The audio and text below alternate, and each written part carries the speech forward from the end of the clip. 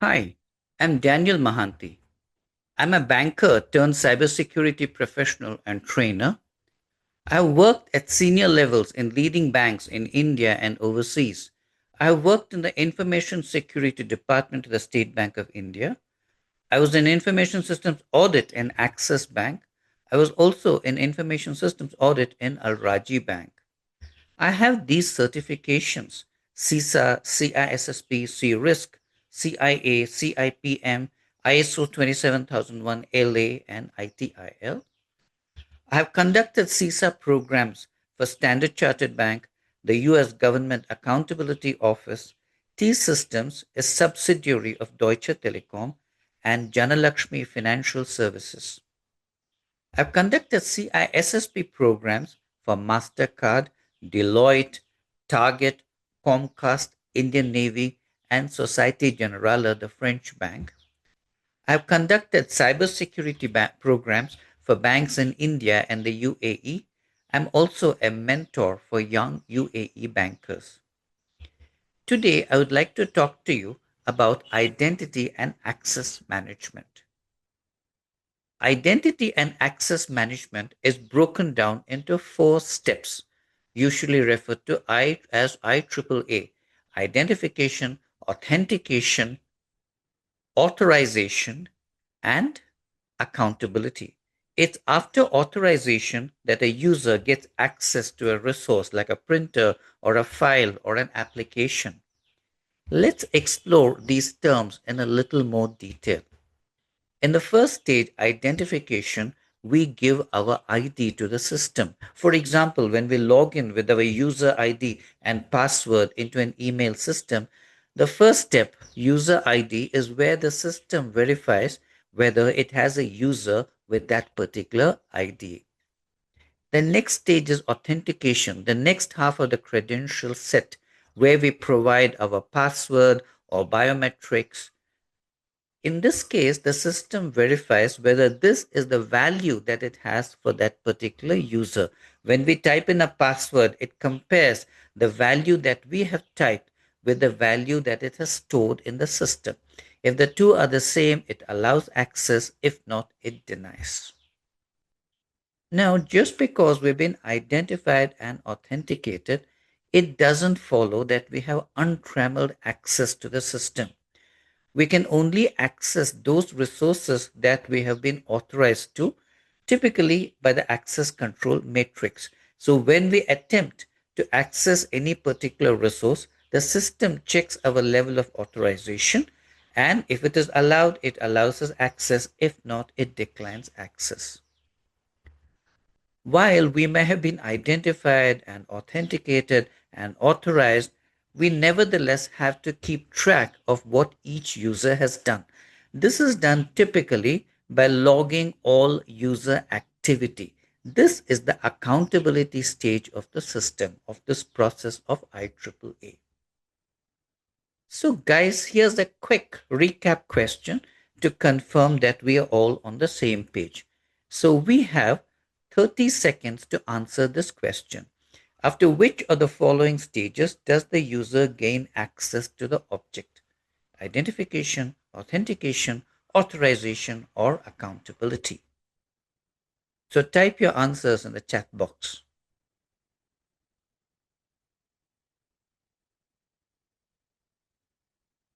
30 seconds.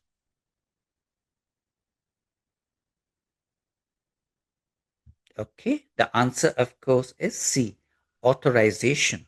It's after authorization that the user can access the object.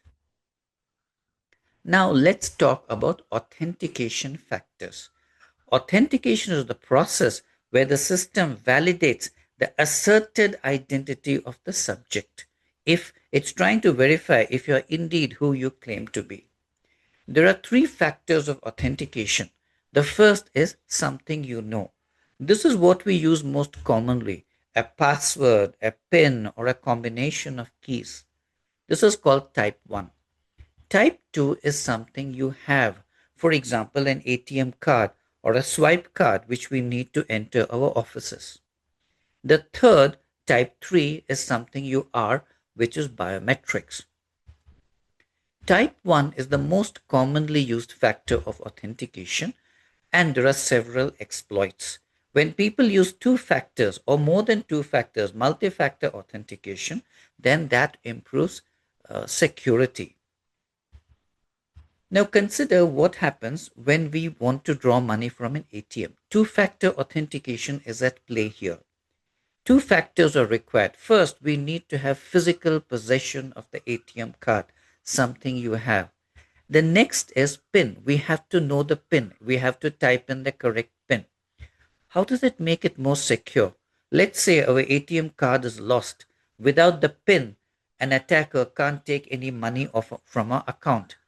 On the other hand, if our PIN is diverged or somebody comes to know our PIN without possession of the ATM card, they can't take any money from our account. This is why two factors or more than two factors offer greater security than a single factor. The other factors of authentication are these: somewhere you are. Depending on the IP address of a user, the system can figure out where they are located. So let's say we are a user who normally logs in from, let's say, place X. Now we are traveling, we are from another area now. We are logging in from, say, Y. Now the system can see that we are from another location. Now there is a warning here. It is possible that a hacker is trying to hack into somebody's account. So what does the system typically do? It'll send you a confirmation mail or a text message to your registered mobile number or to your registered email and say, since you're logging in from another location, I'm sending you this text message. Go there, click on it, or enter it here so that I can confirm that you are indeed who you claim to be. Something you do is also a factor of authentication. For example, we can lock and unlock our phones with patterns. Similarly, some operating systems allow us to log in with gestures, clicks, or pictures. Let's now talk about biometrics. Biometrics, by definition, are something uniquely personal about us, an attribute or a behavior. Biometrics can be of two types: physiological or behavioral. Physiological biometrics are based on some physical attribute like fingerprint, iris, retina scan, etc. These usually do not change over time except by injury. Remember that some physiological biometrics may be considered intrusive. For example, retina scans may reveal medical condition. Some users may not be comfortable with this. The other type of biometric is behavioral. This is based on behavior. It's something like our gait, our signature, or voice print.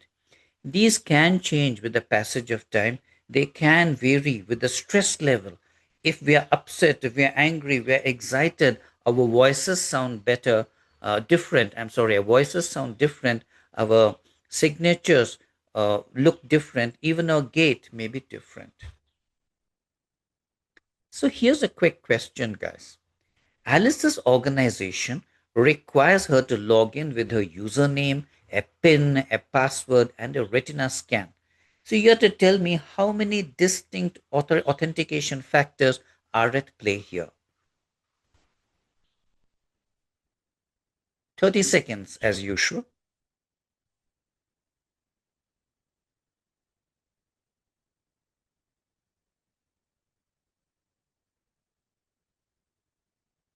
Okay, guys, time over. Did you choose three or four?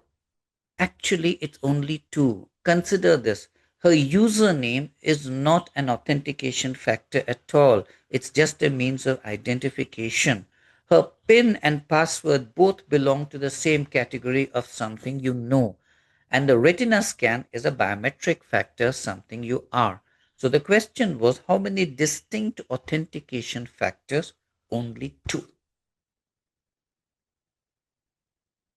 Now let's take a closer look at biometric controls. Biometrics can also return errors. There are two types of errors: type 1 or false rejection rate. This is where a system refuses admittance or rejects an authorized individual. Type 2 or false acceptance rate is when the system accepts an imposter. Now remember, these devices can be calibrated for different biometric uh, levels of sensitivity, greater sensitivity, less sensitivity, etc. Take a look at this graph. If you can see, when the false acceptance rate, on one side we have sensitivity and the other side we have the percentage of errors. When the false acceptance rate, that is type 2, is very high, type 1 is low. As you vary the sensitivity of the system to reduce the false acceptance rate, the false rejection rate goes up. Now, why does this happen? These two work against each other. For example, to reduce false acceptance, if you adjust the system to a very high level of sensitivity, even a small speck of dirt on your finger, a dust on your finger, and the system may reject you. That's why these two work against each other. When one goes up, the other goes down, and vice versa. When you test a system for varying levels of sensitivity, the point at which these two meet is called the crossover error rate or the equal error rate. At this point of sensitivity, both types of errors in the system, type 1 and type 2, are equal. When it comes to implementing biometric systems, there are a couple of other factors to be considered. First is the enrollment time. This means when you're setting up a system, you have to record the biometric data of all your users. This should not take too long. It should be done within a reasonable time. The next is throughput time.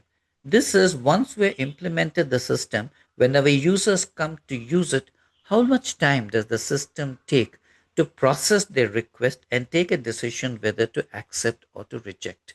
This is called a biometric system's response time. This also should be within a reasonable period of time. The third is acceptance. Do you remember my telling you that some types of biometrics, like retina scans, they may be accurate, but they could also reveal health conditions. Some users may consider them intrusive and may not be comfortable with these. So, time for a quick recap, guys. So, which of the following is true about the relationship of type 1, which is false rejection rate, and type 2, false acceptance rate errors in biometric systems? A, the rise and fall together. B, when one goes up, the other goes down, and vice versa. Or C, there is no relationship between them. 30 seconds, guys.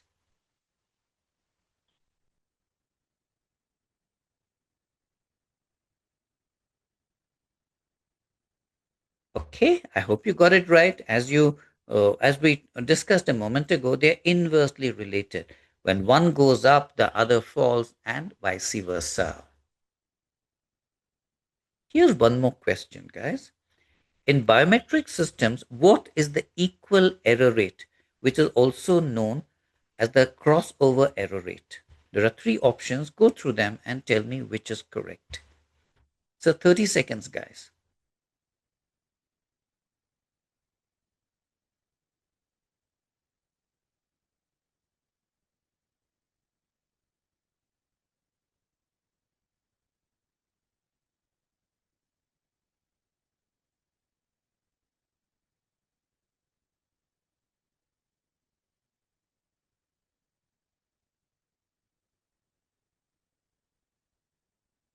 Right, guys. The answer, of course, is B.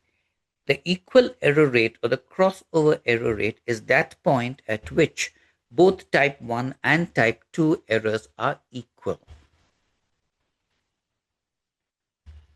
Biometric systems also have some limitations. As we discussed, user cultural acceptance. In some places of the world, facial coverings are common. If you rely on facial scans, they may be resistance. As we said earlier, not only health conditions being revealed, Diseases can also be transmitted if they are not properly sanitized. Our bodies can also change over time due to illness or some diseases like eye degeneration. So, in such cases, we should replace the biometric information on record. Remember this thing, guys. If you forget your password, type 1, you can change your password. You lose your access card, type 2, it can be replaced. But if your biometrics are compromised, they cannot be changed. This is why the world over biometric data is considered the most sensitive and has the highest level of protection. Since biometric systems are very widely used, there is some concern about their being hacked. For example, any surface that we have touched will have our fingerprints. With the correct equipment, it's possible for an attacker to pick up those fingerprints and make something like silicone pads and put it on their fingers. And then, if they affix their thumb impression, what will be read will be our thumb impression. Many of us have put high resolution photographs of ourselves in social media. Surveillance cameras may also pick this up. What if somebody picks up a photograph from there and holds it in front of a system which uses facial recognition? Will it be able to gain access? Will the system be able to detect if this is a photograph or a real human being? So, liveness detection means a biometric system, should be able to determine whether the data being presented to it is coming from a live human being or from a photograph or other source. There are two categories of this. The first is passive liveness detection. Here, you use artificial intelligence to analyze facial features and detect signs if somebody is a real human being. This can be done, for example, by analyzing skin texture. Active liveness requires the user to perform some actions. To make sure that there's not a photograph being placed in front of you, you may require the subject to smile or blink or move their head to confirm that it's a human being there and not a photograph. One final question, guys, about biometric systems. Take a look at this.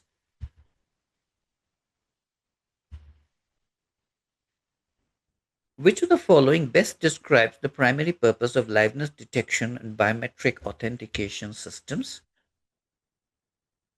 To enhance the resolution of a captured biometric data, to verify that the biometric data is from a live, present individual rather than a static image or playback, to perform a real time facial recognition by matching biometric data to a stored template, or to encrypt biometric data during transmission for added security.